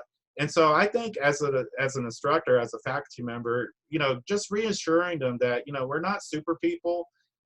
It's okay if we make a stumble or whatever. We'll get through this together. My colleague mentioned this earlier, and I do this. I'm surprised my dog, I have a beagle. You know, if you know beagles, they love to howl. Um, you know, if I'm making a video or an audio, it's okay to take a stumble, or if my dog starts barking because the doorbell rings, I just let the video keep running. I mentioned in the chat in the previous session that something interesting occurs when you include that. Um, I've had on my course evaluation students respond favorably, that, you know, when life happens and I don't erase it, they look at it positively, and it shows up in my course evaluations. Hey, we liked it when your dog barked and you picked up the pup and said sorry. You know, students just like that genuineness and authenticity. And so if you make a stumble, it's okay. And I think especially for first gen students, that's going to help them tremendously. Any questions? Okay. Continuing with access, again, this is changing pretty much on a daily basis. But you know, public spaces to access Wi-Fi may be changing tomorrow if they start limiting hours where those social spaces are, you know, available. But you know, when we talk about where to access Wi-Fi, be mindful also of communities where large corporate franchises, such as Starbucks, where a lot of people do remotely work, may not be in communities that we tend to see those places. And I'm talking about rural locations and urban neighborhoods, such as the barrios, like East Downtown, where Starbucks is hard to find. You may have to travel a few miles. And so again, this is just an access issue when we're talking about the digital divide. And don't make assumptions that students can find these common workspaces easily, much like we find in the suburbs and in college towns, much like Huntsville. But again, that may be changing as the social distancing continues to increase as this crisis grows. Public libraries, I checked my public library today, and I'm finding out that they're changing their access. For example, my public library is limiting hours, and any of the private study rooms and meeting rooms that I usually reserve to do my own work, those are no longer available. They don't want those spaces to be potential spaces for spread. And so students may be wanting to find those spaces at their libraries and finding out that they're no longer available. And so that may be an issue too. And so, like I said, public spaces may be limited due to the increasing exposure and calls for more social distancing. So again, if you can kind of gauge where students are going to be accessing their Wi-Fi, if a lot of your students are saying in public spaces, you may want to remind them that they may be limited as the days and weeks continue on for this semester. I live by Ellington Field, and so there's jets flying over my house right now. You hear them. Okay, they're gone. And then lastly, for students staying at home, I look at, like, even my mom, when I go visit her, my mom doesn't have internet access or cable. And so we may have students where the households have no internet access. Again, we cannot assume that everyone has internet. I'm thinking especially of my Latinx undergraduate students who live in the barrio where access and internet deserts are existing in those areas. And so mom and dad may not even have a computer, and there's, like my mom, she's like, why do I need a computer? Why do I need internet? And so our students may be returning to those particular spaces. Um, they may not be a home computer, a family computer, and we also need to see if our students, all of them, have laptop availability. Obviously, this isn't going to be an issue for students that decide to stay on campus, but again, for those that are leaving, I'm hoping that Sam Houston has made some information known if the student needs this technology that it's available. I haven't heard anything about that yet. But some students do use their smartphones in their iPhones or, you know, Samsungs, whatever. If there's no internet at home, they could still possibly use their mobile hotspot via their smartphone. But again, talking about access and how we can help students and being mindful of what's out there. You know, when you use your mobile hotspot, that uses up data unless you have unlimited data. And so we're asking students to use a lot more of their data on their phones, which could mean additional overages and costs to their bill. It drains the battery. I know I used to use my mobile hotspot when I worked at my mom's house. And, you know, when you're online using Blackboard, much like what I did when I visited my mom, it does drain the battery. So you need constant power connection. And that's an additional challenge on the time online. There could be limited bandwidth issues. And again, there's a financial side to all of this for our students. And so, you know, I'm hoping that students be aware of data charges if they are using their smartphone or for course use or for mobile hotspot usage when they do work remotely. And so again, all of this falls under access, and it's just information as an online faculty member to be aware of. So before I go into the last part of my presentation, which is like culturally responsive online teaching, talk to me when I'm talking about access. Are these things that you have considered, and how can we help as a faculty community to help our students with these issues?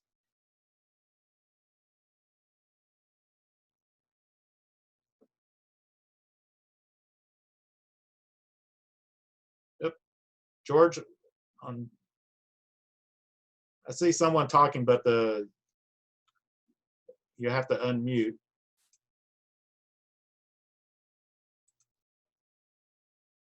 Can you unmute them, Peyton? Yeah, I can. Hold on.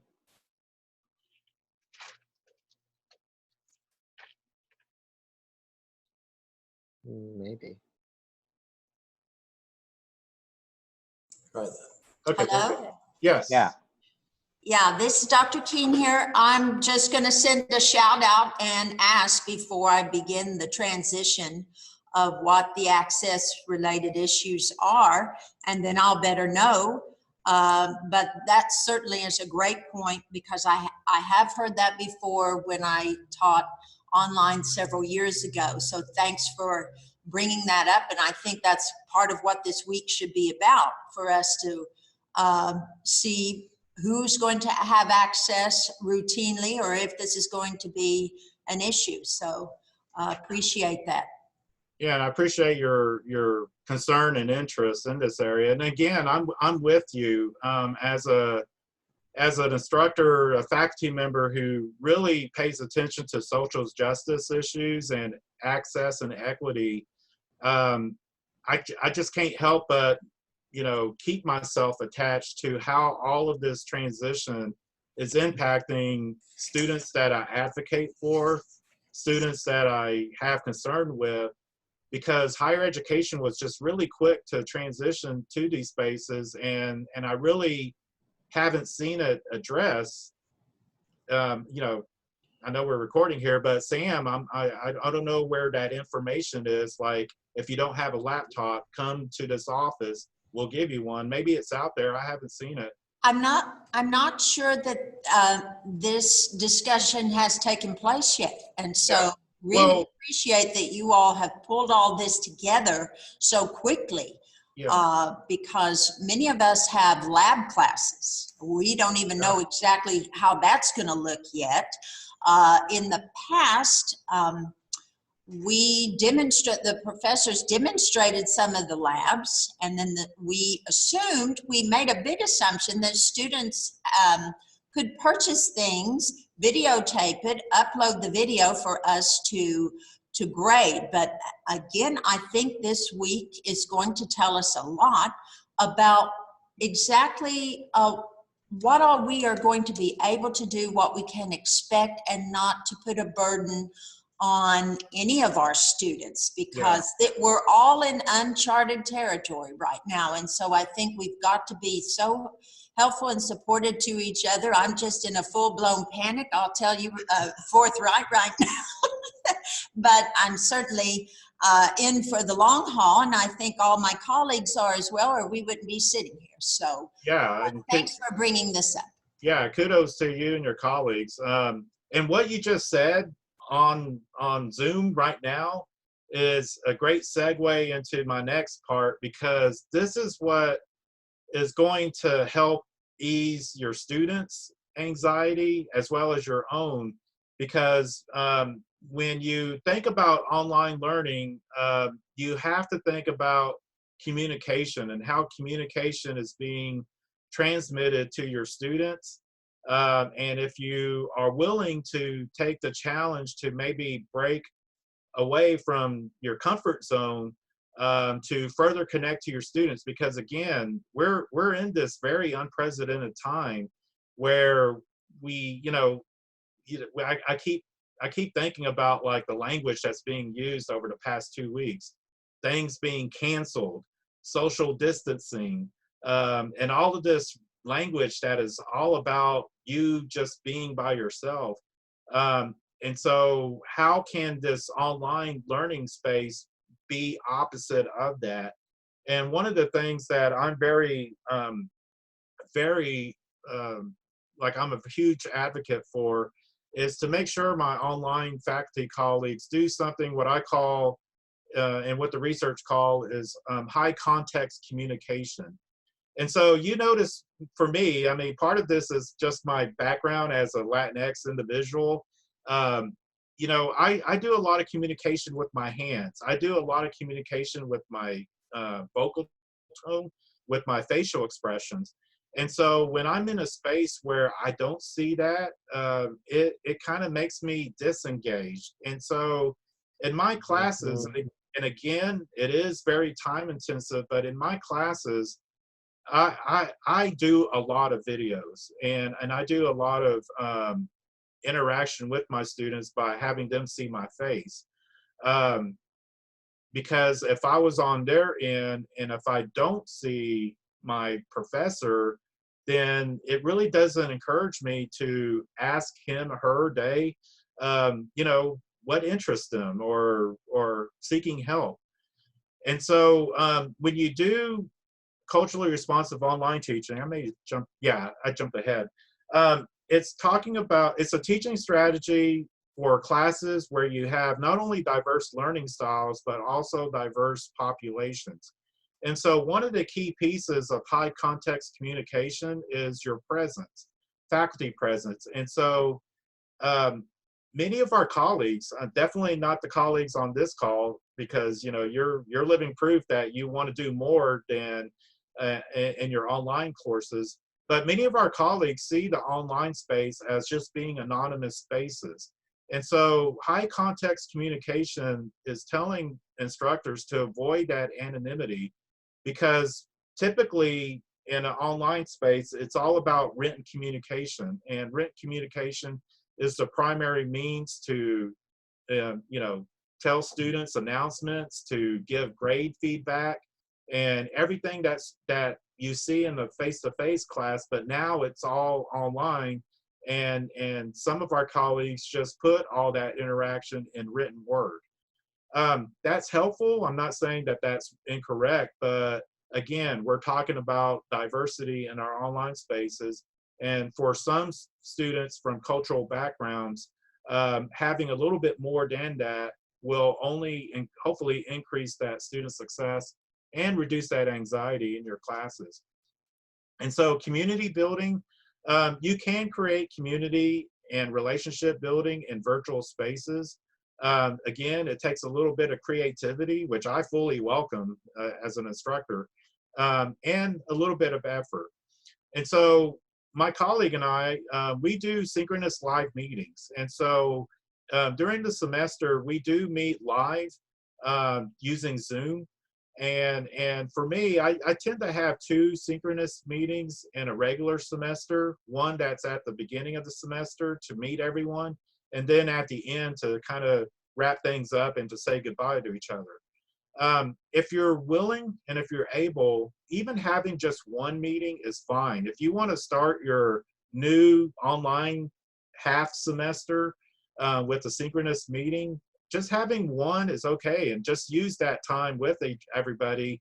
You know, don't even talk about class. Just say, how are you doing? What do you think about all that's happening? You know, just have a time where students can still see each other, because, you know, when you think about it, the relations that they've created so far this semester now has been somewhat removed. And so, you know, if you can, try to keep those relationships going. Encourage your students to set up group chats like GroupMe if they haven't already. And for me personally, even though my students, especially my doc students, tell me, Dr. Rick, you know, you're welcome to join our GroupMe, I pretty much say no. That's your space. I don't need to know what you're talking about outside of class or about class. It's not that I don't want to be engaged with them. I think students need their own space where I'm not you know, present, so they can feel comfortable in, again, creating community amongst each other. Consider alternatives to Blackboard discussion boards where collaboration is encouraged.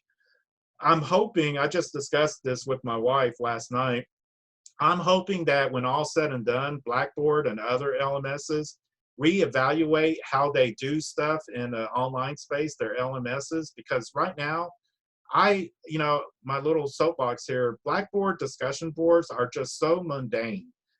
They don't encourage creativity, they're clunky, and I'm hoping when all said and done, Blackboard, the execs at Blackboard sit down and say, how can we improve our product? You know, I just use, for discussion boards, I still use Blackboard, but I do use other boards, and you'll get an example at the end, where collaboration is encouraged, where visual media is welcome, and other things. And so high context communication has an emphasis on what you see visually, which you see in face-to-face courses. Now you really need to pay attention to how they're expressed in an online space. So facial and body gestures and vocal tone and emotion. And so, you know, when you're thinking about the different cultural backgrounds in your classes, that's what this slide is talking about. You know, I mentioned for me, as someone from a Latinx cultural background, even in my family and my friends and those that know me, I do talk a lot with my hands, and I pay attention to facial expressions. That is part of my culture. You know, if we didn't have social distancing, if we were face to face, I would talk very closely with you. And so communication with body gestures and expressions is part of that. I already talked about relationship building. I did communicate with one of my colleagues who is elsewhere in the nation about you know, if we have students from indigenous or native backgrounds, like what could be helpful in an online space? And she provided something that was interesting in that communication that expresses what she calls elder knowledge and advice could be helpful for those students with that background. And I asked her, what do you mean by that?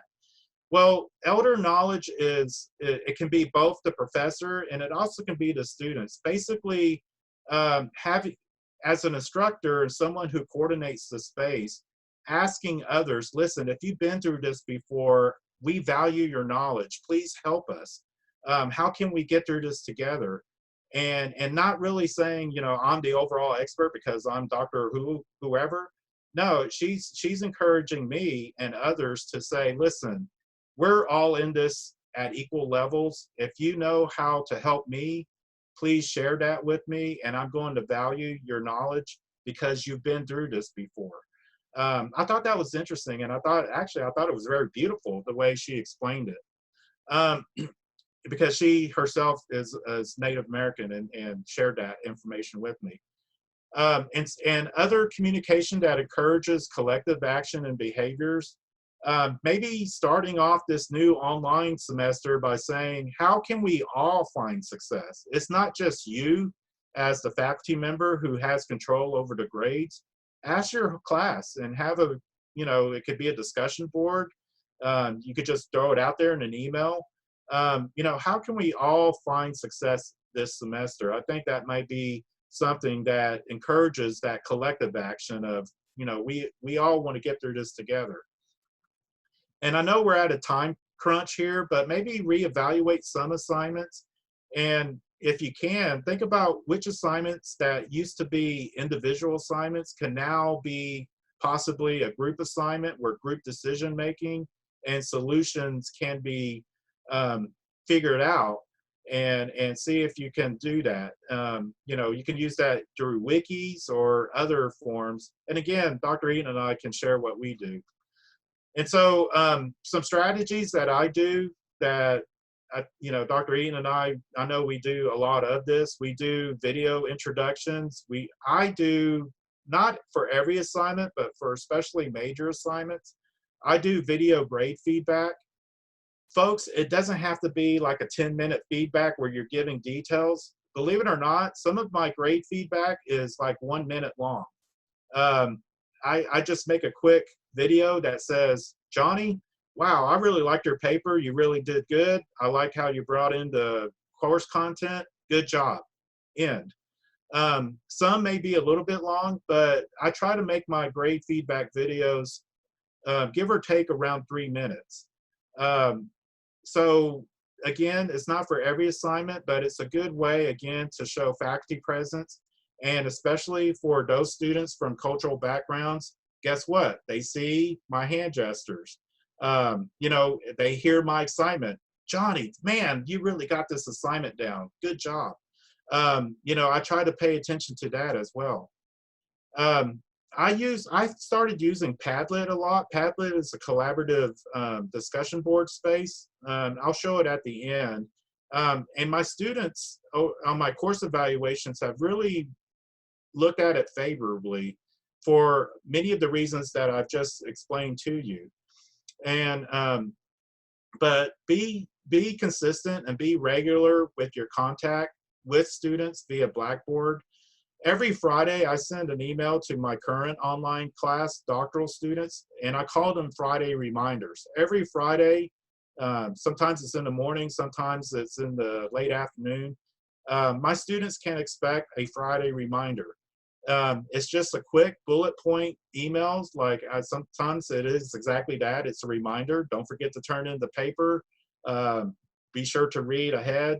Stuff like that. But I also use the reminders as a way to connect with students if there's an issue that's currently emerging. Like I remember when COVID-19 was sort of on the horizon, I told my students in the Friday reminders, like, folks, we got to pay attention to this.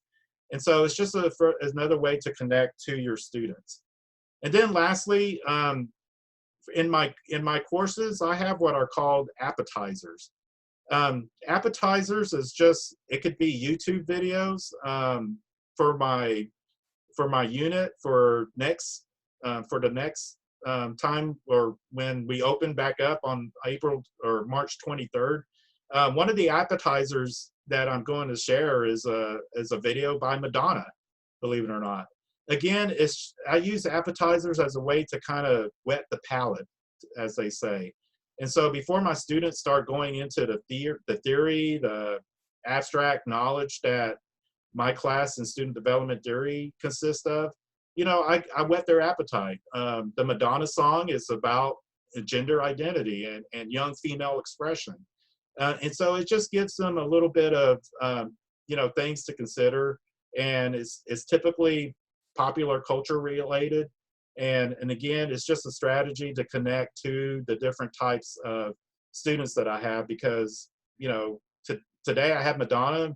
Next week it could be from, you know, I could probably have a Latin American band. Again, it's just something to connect further with my students. And so I'll stop there, knowing I noticed that the chat's going out there.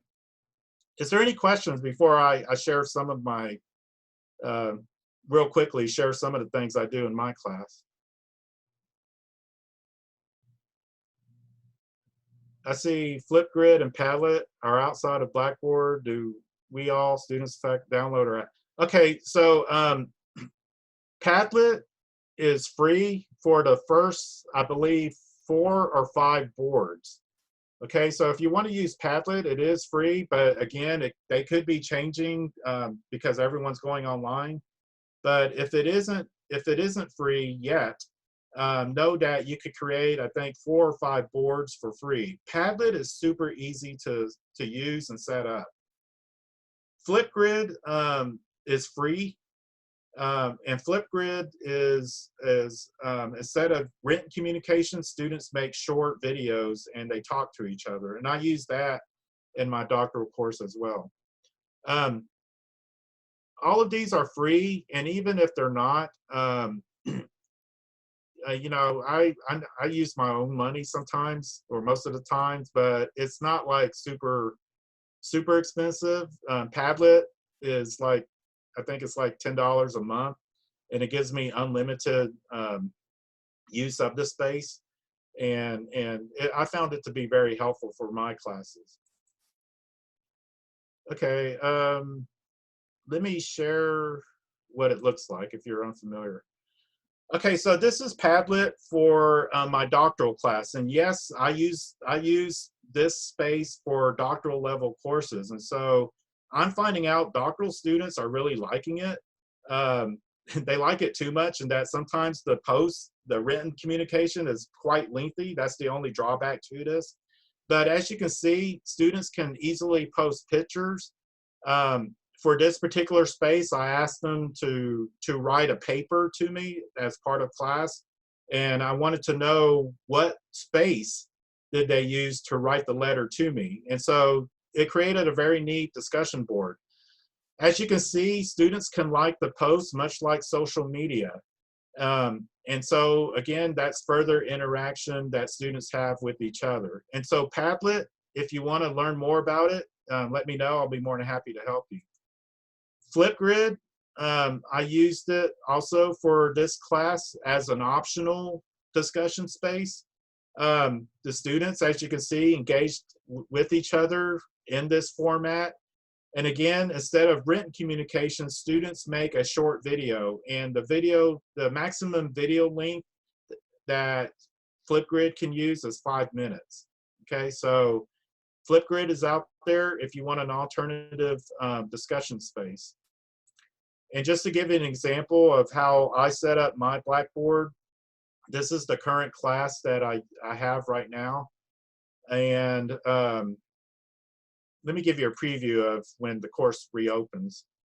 My course is going to be, for this particular unit, they're going to be talking about variety of identity development models.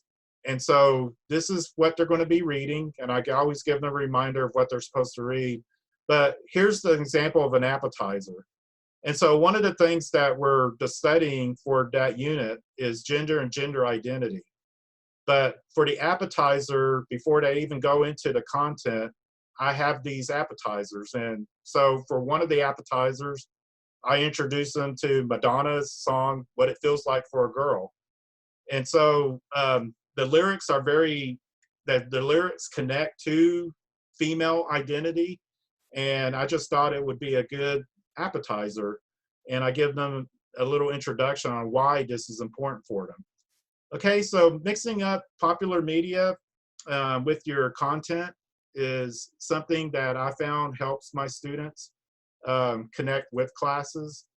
And most importantly, with the diversity that I have within my online sections, it gives them things to connect with.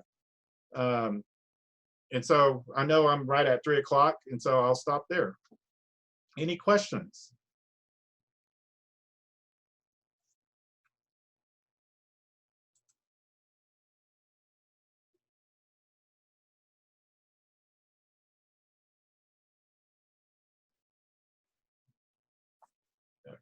All right. Well, any wrapping up that Dr. Eaton and I, you had 2 hours with us. Go. Gentlemen, I just want to thank you, but I really appreciate this question that was just shared in our diversity, which is how can we all find success this semester? Very important question.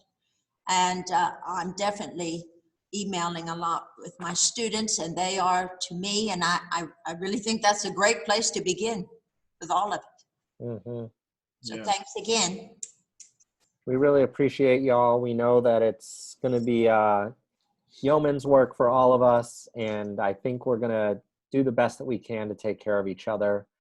So really, I'm sure this is true for Rick, but like I said at the end of my hour, reach out. We'll help you. We'll get on Zoom. We'll do whatever we can to help you build stuff so that your students have success and that we all have success, and we'll work through it together.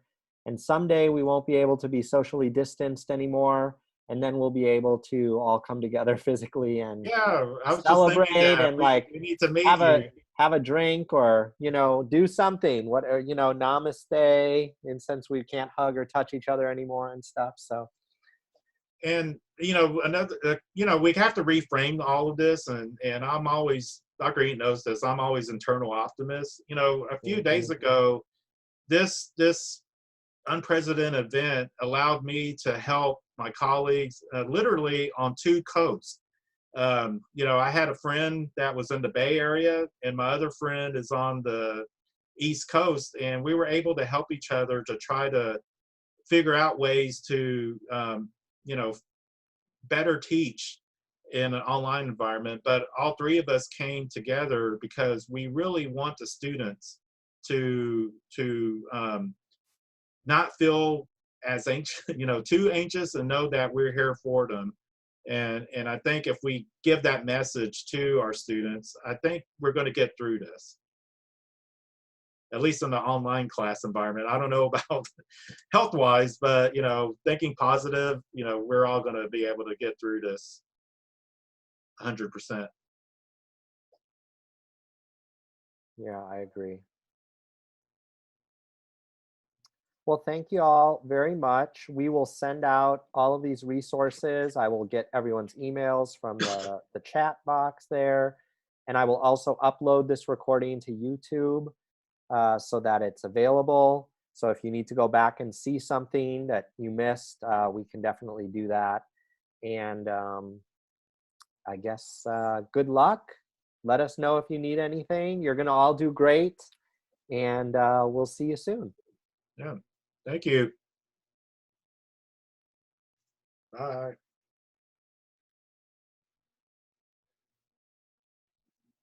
Oh,